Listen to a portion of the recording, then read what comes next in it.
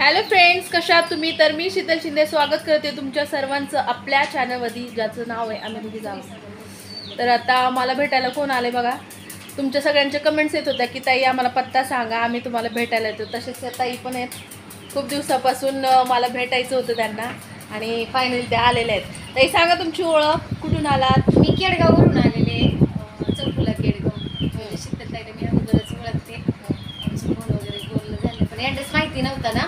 मग बारामतीला आले होते रविदादांच्या इकडं. रविदादांच्या आजी एक्सपायर झालेल्या आहेत ना, तर मला काय अंतविधीला येताच आलं नाही, तर म्हटलं आता जाऊन यावं म्हणून उभे आले होते. आणि मला कळलं, समजलं ते व्हिडिओ बघते मी शीतलताईचे, तर म्हटलं नाही का शीतलताई इकडं आले तर भेटून जाऊ शीतलताईला. तसंच इकडं आले भेटून. तर मला पण असं वाटत होतं की रविदादा इथेच राहतात. हां, इथं पण तुम्हाला माहीत नव्हतं ना. हो, मला ॲड्रेस वगैरे काहीच नाही माहिती त्यांचा. ताईंना माहीत होतं, मग ते आल्या मला भेटायला. तर शीतलताईंचं माझं बोलणं झालं. शीतलताईला पण जायचं होतं रविदादांच्या तिकडं, पण काय झालं ॲड्रेस त्यांना माहिती नव्हता. ॲड्रेस नाही माझ्याकडे, म्हणजे कोण कुठं राहते तेच नाही मला माहिती आहे त्याच्यामुळं. आणि शीतलताईंचं स्वभाव एकदम भारी आहे. म्हणजे असं नाही की तुम्ही म्हणता प्रत्येकाच्या बाबतीत तसं, पण नाही, ज्याला आपण अनुभवलेलं असतं ना त्याच्या बाबतीत आपण 100% नाही 1000% सांगू शकतो की पुढची व्यक्ती काय आहे काय नाही ते. असं कुणाबद्दल कुणी काही चुकीचे अनुमान नका लावू. आणि आमचे सगळे युट्यूबर आहेत, ते आमचे सगळे बहीण आणि भावंडच आहेत. सगळ्यांना आम्ही एकसारखं देतो, सुखात आणि दुःखात. कोणी असू द्या, रविदादा असू द्या, शीतलताई असू द्या, इतर कोणीही असू, त्यांच्या सुखात पण आणि दुःखात पण आम्ही एकामेकीच्या बरोबरच असतो. बरोबर आलेला आहे. मावशीचा स्वभाव पण मला आवडला. लेखच नंबर भारी. तर ताईंचं पण चॅनल आहे. ताई चॅनल विषयी सांगा तुमच्या. कारण माझं पण चॅनल आहे, पूनम अंकुश चॅनल. आवडलं तर बघा व्हिडिओ, तसं काही आग्रह पण नाही. मी अगोदर एक लिंक शेअर केलेली कम्युनिटी पोस्टला. शीतलताई, शीतलताईंच्या बद्दल ते एक सांगायचं. म्हणजे शीतलताईची माझी अगोदरची होती ओळख, पण नंबर नसल्यामुळं नाही बोलले. शीतलताईचे व्हिडिओ मी बघायचे आणि मग माझ्या बहिणीच्या माध्यमातून त्यांच्या त्यांच्या मामींचं आणि आमचे चांगले संबंध आहेत. त्या मामींनी सांगितलं की ह्या त्यांचे रिलेटिव्ह आहेत म्हणून. मग तेव्हा नंबर दिला मामींनी. मग मी त्यांना फोन केला. शीतलताईंनी एका फोनवर माझी कम्युनिटी लिंक ठेवली, माहिती का. एवढं मोठं सहकार्य केलं, न भेटता न का करता, फक्त फोनवरती. त्याला लय मोठं अंतकरण लागतं की कोणासाठी सहकार्य करायचं, म्हणजे की माझ्याकडे या, मला भेटा, मग मी तुम्हाला मदत करा, असं काही नाही. आणि त्या मदतीचे उपकार म्हणजे मला त्यांची भेट घ्यायची होती. मग मला कळलं बारामतीला आल्या तर भेटून जाणार म्हणजे जाणार. भले आज माझा बाजार कॅन्सल झाला तरी चालेल, पण जाणार म्हणजे जाणार. नाही, तुम्हाला काही खोटं वगैरे बोलत नाही मी, आणि खोटं बोलायची काही गरज नाही आपल्याला. पण हे 100% खरे. मला शीतलताईंनी त्यांनी जे माझ्यावरती नाही का मदतीचा हात ठेवलाय किंवा मदतीचा हात दिलाय, ते मदतीच्या हाताला थोडं तरी आपलं कर्तव्य असतं की सहजासहजी आपण ह्या इकडं आलतो तर भेटून जाणं गरजेचं. आली मी शीतलताई. असं काय नाही, एकमेकांना मदत केलीच पाहिजे. पण ह्या फील्डमध्ये सरासर एवढं इझिली कोणी कोणाला बरोबर नाही करत. माहितीये, मला चांगले अनुभव आहे, मी घेतलेले आहेत. अनुभव हे खूप मोठे असतात.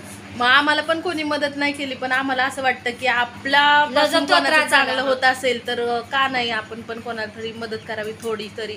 फुल नाही फुलाची पाकळी, बाकीचं सगळं त्यांनाच करायचंय सगळं.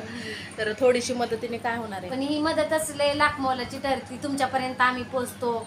त्यांनी कम्युनिटीला एक लिंक ठेवली तर त्यांच्या कम्युनिटीला भरपूर लोक असं काही बघतात की ह्यांच्या माध्यमातून बघतात की आम्हाला. हे महत्वाचा मुद्दा असतो. तर म्हटलं जायचं म्हणजे जायचं. हाच बाजार कॅन्सल झाला तरी शीतलताईला भेटून जायचं, ते एक कारण ठरलं ना. मी काही असं येताना माझी गाडी झाली पंक्चर आमच्या, त्याच्यामुळे टायर बदलला, त्यात 1.5 तास उशीर झाला. मी काही खायला सुद्धा 5 रुपये चाललं नाही. खरं सांग, लवकर खरं बोलायचं म्हणजे खरं बोलायचं. काय नाही बोलायची गरज काय देवा. भेट झाली तुमच्या मनाचं. मला पण वाटत होतं हा ताईंनी यावं, भेटावं. त्यांना म्हटलं या उद्या, परत कशाला, म्हणजे नाही का. मी म्हटलं होतं की मी आता जाते, मला बाजारला जायचंय. कॉल केला होता आणि उद्या मॉर्निंगला मी नक्की येते, मला पण तुम्हाला भेटायचं. पण ताई म्हणले आता एवढं जवळ आलाय, जवळ आलं तुमचा तर खर्च जायचा, परत जाणार, ते उगाच वाटण्यापेक्षा या मग आताच. हा. ताई पण म्हणत होते रविदादा का जायचं, पण त्यांना ॲड्रेस माहिती नसल्यामुळे प्रॉब्लेम झाला. आणि त्या 2 दिवस नाही का इकडे आल्यापासून आता इकडे जा तिकडे जा लग्नाला बोलणंच झालं नाही माझं. आणि नेमकं मी काल म्हणलं तर मला म्हणलं तर सकाळी, पण मलाच घरून निघायला उशीर झाला. आणि इकडचं काय मला ह्यांचा ॲड्रेस माहिती नाही, शोधत यावं लागतं. नवीन ॲड्रेस असल्यावर घेऊन गेले असते मी, पण आता नेक्स्ट मग वेळेस आले की आपण मी घेऊन जायचं म्हणलं. हा, खूप दाजी पण आलेले, सगळे आलेले. हो, सांगतात सगळेजण खूप चांगले. रविदादा सारखं माणूस नाही, खूप भारी माणूस आहे. तर शीतलताई माझ्या आहेत ना तसेच. ईश्वर आजींच्या आत्म्याला शांती लावो हीच सगळं हा आपली सगळ्यांची प्रार्थना आहे. आजी पण भारी होते आणि रविदादावी पण छान सांभाळली. नक्कीच त्यांना शांतता मिळेल. बघा आवडले तर आमचे व्हिडिओ बघत जा ताईंचे पण सपोर्ट करत जा. पूनम अंकुश या नावाने आहे चॅनल. पूनम अंकुश नावाने आहे. पूनम अंकुश नावाने. हा नक्की बघा. चांगलं आपलं कष्टकऱ्यांना पुढे घालायचं आपलं. पुढे आणि असं काही नाही आपण बाजार मार्केट क्षेत्रामध्ये आहे. बाजार मटकीचा बिझनेस आहे आमचा, तर तिथले पण दाखवत असते मी व्हिडिओ की नाही का कष्ट केल्यावर काय आयुष्यात कमी पडत नाही. आणि तुम्हाला असं माझं नाही का सांगणं आहे की यूट्यूबवरती पण खूप कष्ट करावं लागतं. एवढ्या सहजासहजी सक्सेस मिळत नाही. तो ज्या क्षेत्रामध्ये उतरतो त्यालाच कळतं त्यात किती कष्ट आहे किती काय करावं लागते. रात्र ते युट्यूबचा जर डोक्यात विचार आला रात्र दिवस झोप पण येत टेन्शन नाही. म्हणजे ते सांगते कोणत्याही क्षेत्र एवढं सोपं सक्सेस मिळत नाही, त्यातले कष्ट करावं लागतं.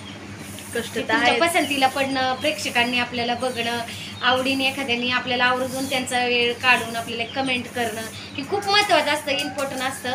ते त्याच्यावरच आपली पोचपावती असते की आपले व्हिडिओ किती लोकांना आवडतात. बरोबर आहे. ते शीतलताई खरंच भारी. एक दिवस नक्की त्याच्याबद्दल व्हिडिओ करणार आहे.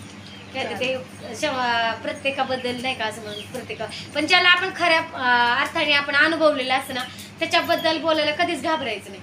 म्हणजे 100 लोकात असो 1000 लोकात असो कितीही असंख्य लोक असले तरी बोलायला घाबरायचं नाही.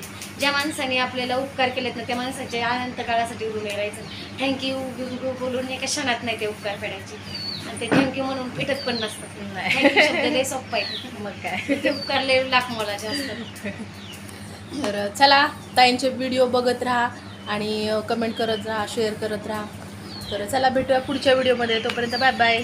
बाय बाय सगळ्यांना. व्यवस्थित राहा सगळे.